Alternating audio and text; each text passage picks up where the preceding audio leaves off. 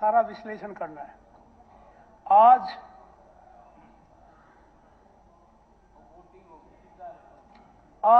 जो माहौल प्रदेश का है, जो इस सरकार ने पंचकुला में, नूह में और रोहतक सोनीपत में दंगे कराए, भाईचारा खराब कराया, आज भी लोगों के दिल नहीं मिले हैं, आज भी वो भाईचारा खराब है। उस भाईचारे को बनाने की बात नहीं करते। ये मामन खान पर नया कानून लगा दिया, इसमें वो चीज हवा देने के लिए धर्म की, जाति की। क्या इस प्रदेश में कभी पहले ऐसा हुआ था? धर्म जाति की राजनीति हुई थी।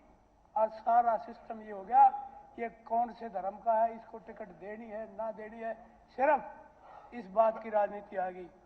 आज इस प्रदेश का हर कर्मचारी सड़कों पे है, चाहे वो किसी विभाग का हो। कर्मचारियों के साथ जो हुआ, आज रिटायर्ड कर्मचारियों के साथ जो हुआ ओपीएस के लिए, और आज आंगनवाड़ी वर्कर्स और आशा वर्कर्स सबको जो है इस सरकार ने प्रसाद दिया। आज किसान सड़कों पे है, कर्मचारी सड़कों पे है, व्यापारी आज बैठा दुकान में ये कहता सेल नहीं हुई, काम धंधे खत्म हो गए। आज सारी जनता परेशान है। जब समय पर आओगे जाओगे तब पता लगेगा, लोग बोल नहीं रहे, लोगों में इतना भय है। लेकिन मैं ये समझता हूं, सबसे जो किसान आंदोलन है, ये क्यों पैदा हुआ, क्यों लगा, किसका कसूर था? जब मोदी जी ने कहा था एमएसपी के लिए कमेटी बना दिया, आज तक उसका कोई रिजल्ट नहीं दिया, तो उनका क्या कसूर है किसानों का? फिर उनके जो है गोलियां चलाना, उनको घायल करना, जैसे रिपोर्ट आ रही है, तो क्या इसकी सरकार इंक्वायरी कराएगी सीबीआई से, किसका कसूर था इसमें? ये किसानों का कसूर नहीं तो उन पर गोलियां क्यों चलाई जाएगी? सारा तो ये सारी चीजें जो है इस प्रदेश की जनता आने वाले समय में देखेगी। और अब इस पर एक ये कहते हैं हमने बहुत रोजगार दिए, बड़ी बड़ी लंबी डींगे आते हैं। मैं सिर्फ एक ही बात कहना चाहता हूं, हरियाणा में बेरोजगारी सबसे ऊपर है और ये बेरोजगारी बड़ी खतरनाक है। अब ये जो है 5321 पदों पर भर्ती थी, 5321, 5321, उसमें 26,88,000 लोगों बच्चों ने अप्लाई किया। 86 लाख मतलब बेरोजगारी की हद है। इससे ज्यादा और प्रूफ क्या है? ये जो है इसका रिकॉर्ड की बात है, जो अप्लाई कर रहे हैं। तो इतनी भारी ये बेरोजगारी सिर्फ बेरोजगारी नहीं है, ये आगे इन बच्चों को नशे की तरफ ले जा रही है। बेरोजगारी से नशा आएगा और नशे से अपराध आएगा। ये अपराध और जो हो रहे हैं, ये सारी वजह बेरोजगारी है। लेकिन बेरोजगारी के बारे में सरकार का कोई ध्यान नहीं। कितनी नौकरियां दी, कितने बेरोजगारी है। तो ये जो मैं कह रहा हूं कि ये सोचने का विषय है। और लोगों को इतबार नहीं रहा सरकार पे, इस सरकार पे इतबार नहीं रहा। लोग अपने बच्चों को विदेश में भेज रहे हैं। कितने हरियाणा से कितने बच्चे जो पहले नहीं जाते थे विदेश में क्यों जाते हैं? उनका भविष्य नहीं नजर आ रहा। जब तक हमारे बच्चों का भविष्य आप नहीं होगा, नजर आएगा, तो भाई देश ये जो है प्रदेश बर्बाद होगा। सबसे जरूरी है इन बच्चों को संभालना। इसमें क्या किया सरकार का, क्या योगदान है? इसके बाद जो है अपराध की बात करते हैं। अपराध में हरियाणा, चाहे किसी की बात ले लो, चाहे क्राइम अगेंस्ट वुमेन ले लो, चाहे मर्डर ले लो, किडनैपिंग ले लो, कोई लो, हरियाणा कहीं ना कहीं 1, 2 नंबर 3 नंबर पर है। साइबर क्राइम में भी हरियाणा दिल्ली के बाद नंबर 2 पे है देश में। और भी बहुत बातें हैं, मैं लंबा समय नहीं लेता। लेकिन ये जो क्राइम का है, आगे आने वाले समय में ये क्राइम इतना बढ़ेगा, बेखौफ है। एक ये कहते राम राज आ गया। राम राज तो 2 चीजों का आया है, या तो भ्रष्टाचारियों का है या क्रिमिनल्स का आया है। क्रिमिनल्स को कोई डर नहीं होता, कहीं गोली चला देते, फिरौती मांगते हैं 1-2 करोड़ की। ये सारे सिस्टम देखो आप, ये राम राज उन लोगों का आ गया। अब भ्रष्टाचार की बात करते हैं। मैं ये समझता हूं ये मुख्यमंत्री जी को भी पता है। मेरे ख्याल में सारी शिकायतें तो मुख्यमंत्री के पास ही आती हैं, लेकिन मुख्यमंत्री किस ढंग से उनको करते हैं, किस ढंग से दबाते हैं, करते हैं, ये तो उनको ज़्यादा ज्ञान है। अब पहले एक रजिस्ट्री घोटाला जिसमें 232 अधिकारी और कर्मी शामिल, जांच के बाद की बात कर रहा हूँ। जांच के बाद ये इन पर तलवार लटकी। कहाँ गई वो तलवार? कितने इनको जो इन गलत रजिस्ट्रियां की थी, कोरोना में की थी, आउट ऑफ की थी, कितने पर कार्रवाई हुई? आज तक ये नहीं आया सामने। तो क्या ये जो रजिस्ट्री के घोटाले जो है 232 आदमी थे, इनका क्या हुआ? क्या जीरो टॉलरेंस है ये? इसी को जीरो टॉलरेंस कहते हैं। अब रहा नौकरी में एक बगैर खर्ची पर्ची के कहते हैं। कितने उदाहरण मैं दूं? ये आया एक गांव के 35 युवक भर्ती, एक परिवार के 12 लड़के भर्ती, ये सारे वैसे हो गए। और मैं इस बात का हूं, खानपुर मेडिकल कॉलेज में 32 लड़के ठेकेदार ने हटा दिए, उसको 32 लड़के उसकी जगह 1.5 लाख रुपए ले गए और वो जो है भर्ती कर दिए। आज कहते कौशल रोजगार निगम में भी ये जो केस बना था, ये कोई ईमानदार आदमी पे बना था। क्यों बना था सबको पता है। तो ये पैसे कहाँ, कौन देता था, किसके पास जाते थे? ये सारा सिस्टम जो है वो कहते थे। और मैं तो एक ही बात कहना चाहता हूँ, मुख्यमंत्री जी का बयान है।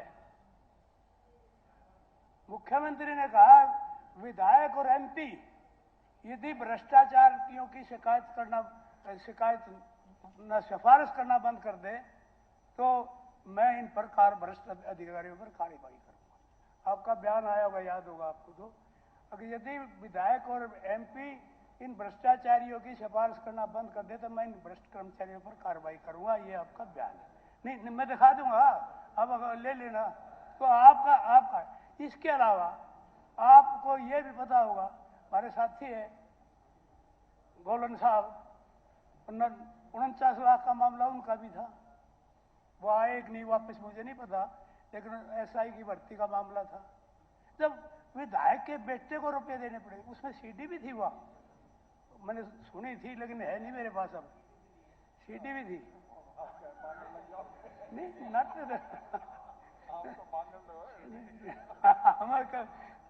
तो ये विधायक नहीं, आपको भ्रष्टाचार के बारे में तो आपके कितने एमएलए बयान दे चुके, वो रिकॉर्ड किस किस का कटवाऊंगा। नो कहते जीरो टॉलरेंस की बात करते, तो ये तो आपके रिकॉर्ड की बातें हैं।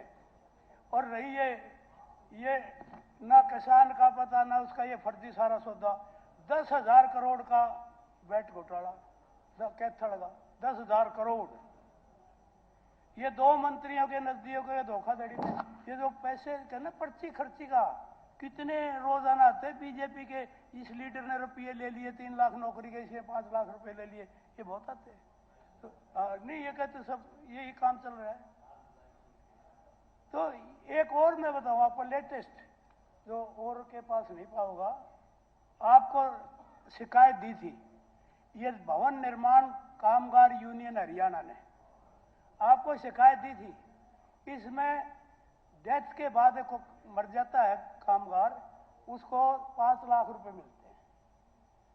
लेकिन इसमें क्या हुआ घपला है, इसमें यह है कि जो मरे ही नहीं उनके भी रुपये ले लिए। 1-2 नहीं, सैकड़ों में की बात है। और जो फर्जी डेथ सर्टिफिकेट लगा के और किसी का, उसके पैसे ले लिए, फिर सर्टिफिकेट निकाल लिया। ये तो कई करोड़ों का, बहुत करोड़ों का मामला है। जो सारे हरियाणा का इंक्वायरी कराओगे तो पता नहीं कितने 100 करोड़ का मामला निकलेगा। तो ये आपके नोटिस में है, आपको दिया तो गया है, लेकिन आपने पता नहीं कार्रवाई करी है कि ना करी। और इनकी डिमांड आपने मांगी थी 20 लाख है ये कामगार, 20 लाख का आपने जो डिमांड माननी थी कम से कम, वो तो उनकी मान लो। अब ये रहा, आप कहते हैं साइबर क्राइम में नंबर 2 पे है। अब भ्रष्टाचारियों को पकड़ने में और इनके केस, इनका सक्सेस रेट आपका जो है ना, आपका बिहार का 83% है, हमारा 33% है प्रोसिक्यूशन का। और अनट्रेसेबल का जो केस ट्रेस नहीं होते ज्यादा है। हरियाणा नोवेयर स्टैंड्स जो और स्टेट्स के मुकाबले में। अब एक और इसका जो मैं हेल्थ की बात करूं, नॉर्म्स तो विद साहब ने बताए थे कल, उसके मुकाबले में हरियाणा कहीं स्टैंड करता ही नहीं, इतनी जरूरत है। लेकिन जो हैं उनका मैं बताता हूं क्या पोजीशन है। मेरे खानपुर का इन्होंने 6 महीने पहले मैंने क्वेरी लगाई थी, उसमें यह कहा था इसका जल्दी से जल्दी ये डॉक्टर लगा देंगे, कार्डियोलॉजिस्ट, ऑन्कोलॉजिस्ट और न्यूरोसर्जन। आपका बयान है, उसका रिप्लाई है 6 महीने पहले, 6 महीने के 8 महीने पहले, जल्दी लगा देंगे। लेकिन मुझे 10 साल हो गए ये कहते, वह जल्दी कब होगी ये नहीं पता लगता। आज तक मेडिकल कॉलेज है उसमें ये डॉक्टर नहीं है, और 10 साल हो गए मुझे कहते हो, हर जल्दी।